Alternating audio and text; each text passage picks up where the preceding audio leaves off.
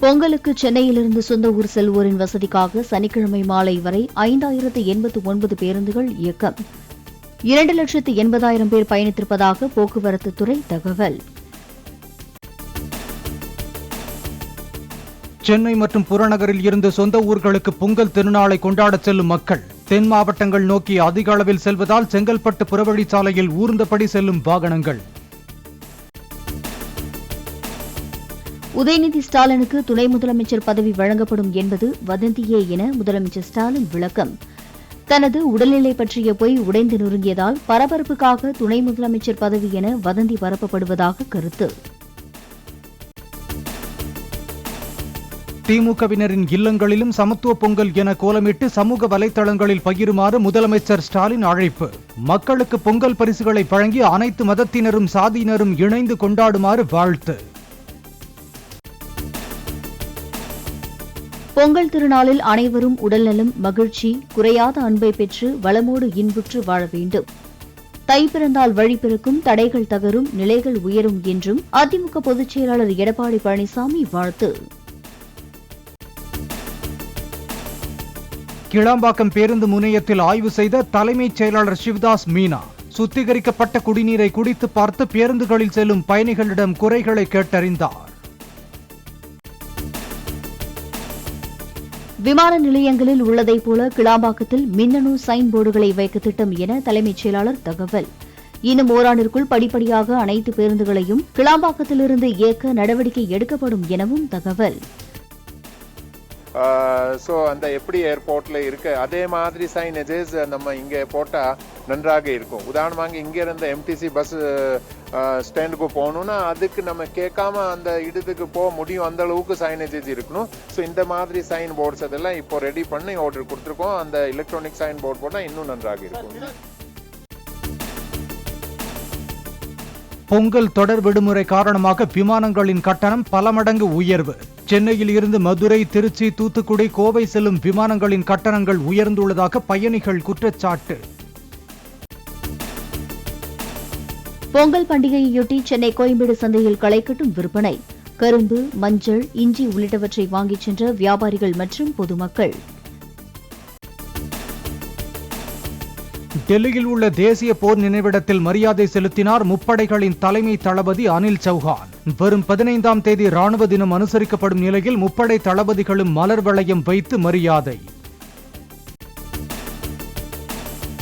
2024ஆம் ஆண்டுக்கான சென்னை சங்கமம் கலை நிகழ்ச்சிகளை முரசறைந்து துவக்கி வைத்தார் முதலமைச்சர் ஸ்டாலின். தமிழர் பாரம்பரியத்தை எதிரொலிக்கும் வகையில் பல்வேறு கலை நிகழ்ச்சிகள் அரங்கேற்றம்.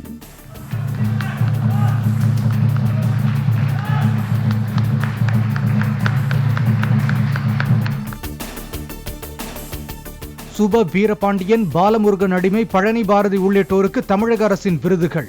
சென்னை தலைமைச் செயலகத்தில் நடைபெற்ற நிகழ்ச்சியில் வழங்கி கௌரவித்தார் முதலமைச்சர் ஸ்டாலின். ஆவடி காவல் ஆணையரக சமத்துவ பொங்கல் விழாவில் வேட்டி சட்டை அணிந்து டிஜிபி சங்கர் ஜிவால் பங்கேற்பு. ஆவடி காவல் ஆணையர் சங்கர் உள்ளிட்டோர் குடும்பமாக பங்கேற்ற சமத்துவ பொங்கல் விழாவில் பல்வேறு விளையாட்டுப் போட்டிகளும் களை கட்டின. சென்னை எழும்பூர் ராஜரத்னம் மைதானத்தில் குடும்பத்துடன் பொங்கல் கொண்டாடிய மாநகர காவல்துறையினர். ரங்கராட்டினம், தேநீர் கடைகள் என கிராமிய கலைநயத்துடன் அமைக்கப்பட்டிருந்த அரங்குகள்.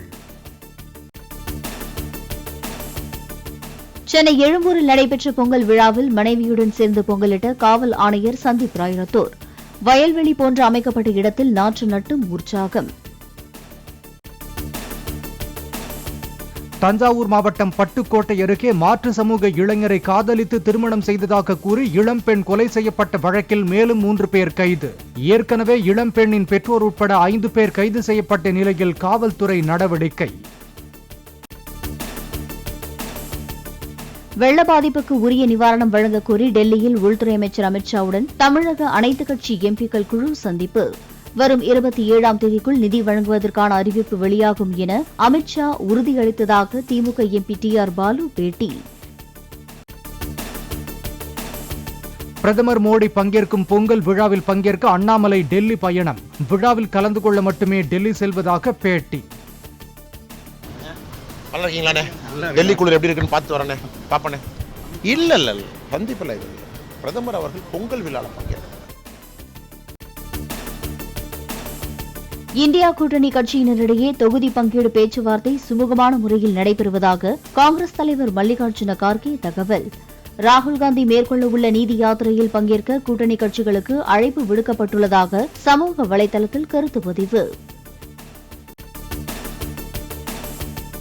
கோயம்பேட்டில் பசுமை பூங்கா அமைப்பது தொடர்பாக மக்களின் கருத்துக்களை கேட்ட பின்பு முதலமைச்சர் முடிவெடுப்பார் என அமைச்சர் சேகர் பாபு பேட்டி. கோயம்பேடு பேருந்து நிலையம் மாற்றப்பட்ட பின் பசுமை பூங்கா கொண்டுவரப்பட வேண்டும் என அன்புமணி ராமதாஸ் பேசியது பற்றி எழுப்பப்பட்ட கேள்விக்கு பதில்.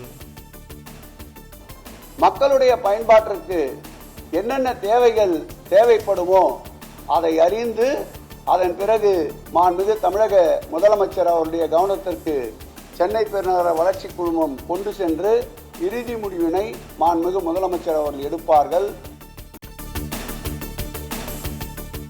தனுஷ்கோடி அருகே சுற்றுலா வேன்கள் நேருக்கு நேர் மோதிய விபத்தில் வடமாநிலத்தைச் சேர்ந்த 2 பேர் உயிரிழப்பு, 40ற்கும் மேற்பட்டோர் காயம்.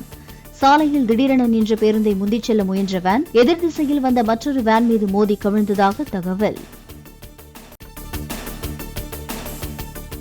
சென்னை அம்பத்தூர் அருகே படப்பிடிப்புக்கிடையே ரசிகர்களுடன் படம் எடுத்துக்கொண்ட நடிகர் விஜய் படப்பிடிப்பு வாகனம் மீது ஏறி நின்று தம்மை காண வந்த ரசிகர்களுக்கு கையசைத்தார்.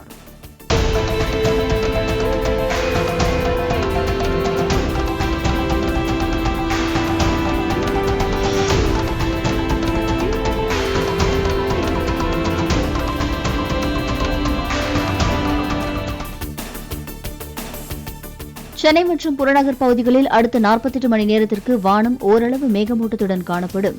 நகரின் ஓரிரு இடங்களில் அதிகாலை வேளையில் லேசான பனிமூட்டத்திற்கு வாய்ப்புள்ளதாகவும் வானிலை மையம் தகவல்.